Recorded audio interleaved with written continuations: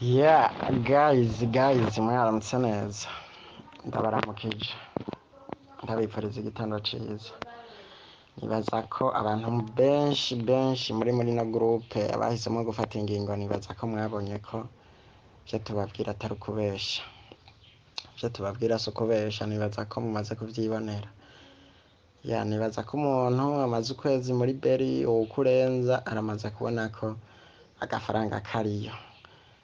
Nta vy'imbeshere Beri mu mezi abiri uba uriko urahindura ubuzima, mu mezi atatu uba uriko uraba uwundi muntu. Wahora udashoboye gukora ku miliyoni, Beri iba iriko iragushira mu ruhara rw'abamiliyoneri. Rero nibaza ko umuntu wese yoshishikara.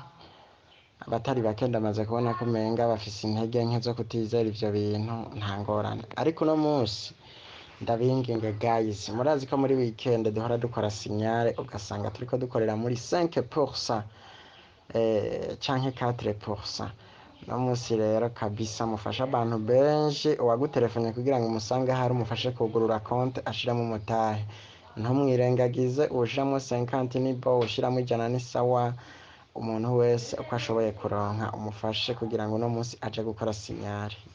Hanyuma mutegura imigambi 2023. Umuntu wese azi ko yinjiye Beri 2023 nategure projet ashobora gukora. Mahera arimwe muri Beri, ntimugire ubwoba. Beri kabisa, Beri. Umuntu wese nategure rero projet agomba gukora, hanyuma amafaranga nta kibazo muri Beri ariyo. Bisigaye mukomeze umurimo.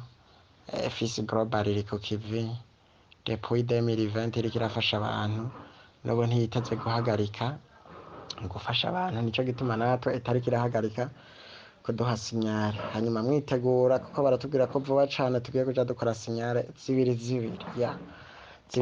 ku munsi. Murumva neza yuko amahera mutazoronka iyo muyakwiza. Sawa, bisigaye uwo wabwiye ntavyumve, vuba ndabizi ko azovyicuza kandi azokurondera avuga ngo iyo namenya ca gihe wabimbwira.